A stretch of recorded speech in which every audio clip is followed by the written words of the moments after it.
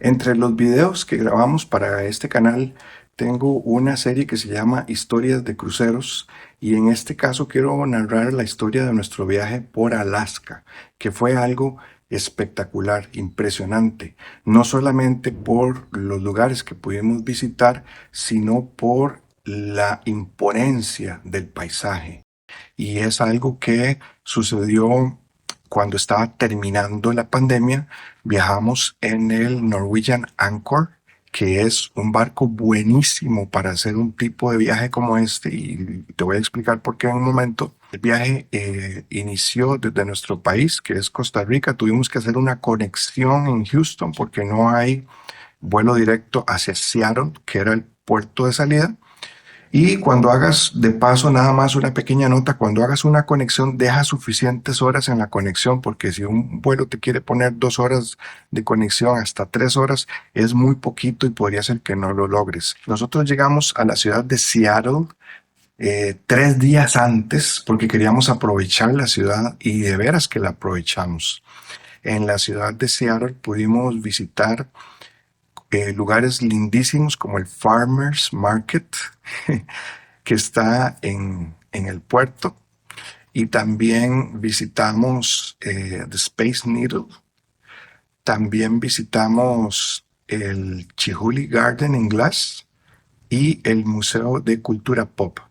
Si puedes comprar los tiquetes antes de tu viaje, pues es mejor porque así eh, te garantizas que no vaya a pasar que llegas el día que quieres entrar y que no consigues los tiquetes. El Space Needle es un lugar, da una vista preciosa de lo que es la ciudad. Hay una cafetería, hay bancas para sentarse y te puedes tomar todas las fotos que quieras y los videos que quieras aprovechando esos paisajes. Nosotros tardamos de coordinarlo con el momento en que iba a hacer el atardecer. No era tan fácil porque era un poco tarde, pero bueno, tratamos.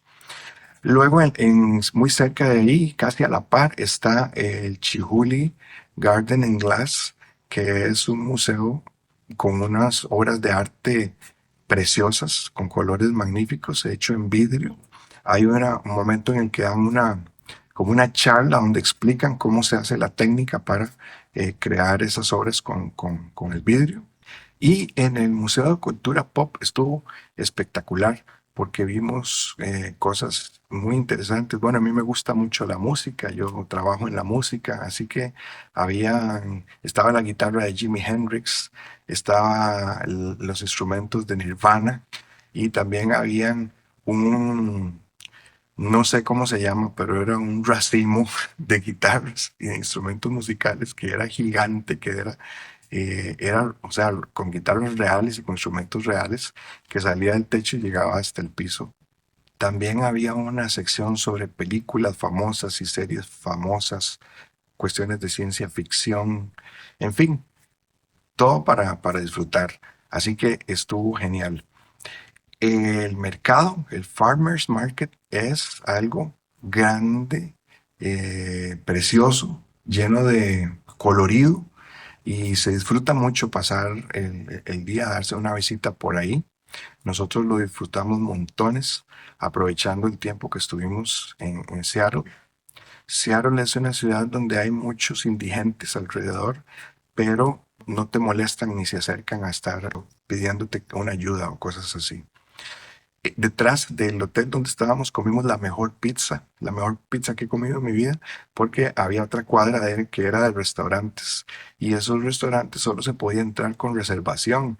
Pero como estábamos un poquito saliendo de la época de la pandemia, pues no estaban tan repletos como estaban normalmente, así que pudimos disfrutarlos. Y el barco solo tocaba 3 puertos, pero en esos 3 puertos pudimos hacer muchas cosas.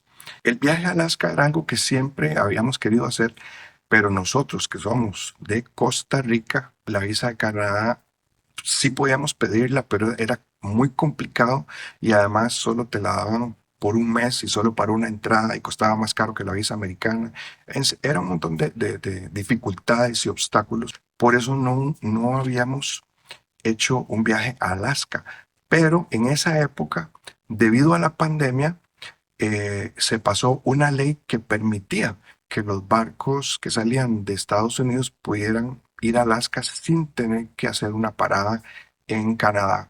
Eso nos permitió pues hacer un viaje de 7 días en un crucero. Ese barco no tocaba tantos puertos, tal vez en vez de tocar 4 o 5 puertos, pues solo tocó 3 porque ya no estaban los de Canadá, pero nos permitió hacer el viaje a Alaska solamente con la visa americana. O sea, a las personas de Costa Rica ya nos permiten viajar a Canadá más fácilmente, pero por avión. No, las facilidades que está dando para eso no es igual para llegar en barco. Bueno, pues lo que tiene espectacular el barco, el Anchor, y otro barco que se llama el Bliss, porque también hemos estado en ese otro barco tienen algo que se llama el observatorio, que son unos ventanales grandes que están al frente del barco y entonces cubren la parte del frente y los costados. Y es una sección muy grande y está llena de sofás y sillones de lujo, todo alfombrado y todo temperado con aire acondicionado. Y hay bar y hay un área donde hay bocadillos todo el tiempo. Entonces, tú puedes sentarte en un sofá súper cómodo, con aire acondicionado, con bocadillos, frente a un ventanal que te deja ver todo el paisaje mientras el barco se va acercando al puerto, tomando bebidas con el bar a 3 metros, bebidas ilimitadas, si tienes paquete de bebidas y disfrutar de ese momento en el que el barco se va acercando a uno de los puertos o a la bahía de los glaciares. Y como mencionaba, como era época de pandemia y tenían que sustituir uno de los puertos más importantes o muy reconocidos de Canadá, pues la compañía buscó otro lugar en Alaska donde pudiera atracar el barco y encontraron un lugar que se llama Icy Strait Point, que de veras es un lugar pequeñito, pequeñito, pequeñito, donde creo que los habitantes eran como, no sé si eran 800 o 900 habitantes lo que habían ahí. Así que ese puerto, pues lo que tenía era que el paisaje era precioso, pero no había mucho que hacer. Claro, hay tours que van más adentro hacia aventuras, digamos, más salvajes. Mi cuñado, que gracias a él le doy las gracias porque cuando nosotros reservamos nuestro crucero para Alaska, al poco tiempo él me preguntó que si podía unirse a nosotros y mi hermana y yo nunca habíamos viajado juntos, entonces es algo que le agradezco a él que se haya unido a este viaje que nos estuvo tan bonito y la visita al Glacier Bay, o sea, la bahía de los glaciares, pues es muy interesante porque en todos los cruceros que hemos tomado, uno toma un tour y uno tiene que bajar, desembarcar para tomar un autobús o un taxi o lo que sea o una lancha o un catamarán o algo que te va a llevar al lugar de interés turístico. En este caso, el tour se hace en el barco porque la bahía de los glaciares es una zona que está rodeada de glaciares, pero no hay ningún puerto. El barco llega a un punto donde ya no hay paso. En el punto donde están los glaciares principales que vamos a ver, que es impresionante el tamaño. En los videos, en las fotos que yo te muestro aquí, puedes verlo, pero para entender la magnitud del tamaño es que es difícil, porque había unas personas que andaban en kayak y uno ve el glaciar desde el barco y uno piensa que es grande, pero no se imagina qué tan grande es hasta que ves una persona caminando por ahí, porque hay excursiones que llegan hasta justo donde está el borde del glaciar y llegan en kayaks o llegan en algunos botes más pequeños. Y cuando uno ve personas, bueno, no ve personas, ve hormiguitas. Ni siquiera sabe uno de qué color es la ropa que llevan porque son tan pequeños y este, es tan grande el tamaño del glaciar que uno no lo puede distinguir hasta ese momento en que lo compara con lo que es una persona estando cerca de ahí. Y claro, en ese momento no se me ocurrió, es que uno a veces no piensa, no se me ocurrió ponerle a mi cámara más resolución, sino que tomé fotos y tomé videos como las tomo normalmente cuando estamos en un museo o en una ciudad o en una playa, y no se me ocurrió que eso estaba a más distancia y que necesitaba más resolución. Debía haber cambiado la función de mi cámara para que tomara las fotos. Entonces salen un poquito borrosas, vas a ver un poquito borroso, pero sí vas a ver la magnitud de lo que es el glaciar. Bueno, pues entonces el barco llega y no hay por dónde pasar. Y dice uno, ahora cómo salimos de aquí, ¿verdad? Pero el capitán lo que hace es que en ese punto comienza a girar sobre su propio eje, despacito, despacito, a propósito, para que uno pueda tomar muchas fotos y así, si estás en este costado del barco, vas a ver todo, aunque estés en este costado del barco. ¿Por qué? Porque cuando el barco haga este giro, vas a ir viendo lo que está al frente, y cuando haga el giro hacia el otro lado para regresar, vas a ver lo que no viste cuando entramos, que estaba del otro lado. Así que es una maravilla, es impresionante ese lugar, y creo que dentro de pronto van a cambiar los permisos para que los barcos entren ahí. No estoy seguro si ya los cambiaron, pero bueno, en el momento que nosotros fuimos sí se podía. Espero que todavía se pueda para que mucho más personas lo puedan disfrutar, pero claro, eso tiene que ver con la contaminación. Probablemente sí le permitan a barcos que incluyan nuevas tecnologías que no contaminen el ambiente para que se mantenga, digamos, la pureza del lugar. Luego visitamos la ciudad de Juno. Yo creía que era una palabra francesa que se decía como con el acento francés, como Juno, pero después aprendí que se decía Juno. Y en ese lugar visitamos el glaciar de Mendenhall, que está en el lago de Mendenhall. Y hubo algo que no me gustó del tour del crucero, y es que el tour del crucero hizo muy cortito el tiempo, no el tiempo que estaba el barco en la ciudad, sino el tiempo del tour muy reducido. Entonces obligaba a los guías y al chofer del autobús a correr, y entonces eso no nos permitió disfrutar bien el día. Como parte del tour, viajábamos en un autobús que nos llevaba a la entrada del lago que se llama Mendenhall Lake, y desde ahí, desde la pura entrada, dejaba el autobús, se podía tomar la mejor foto del glaciar.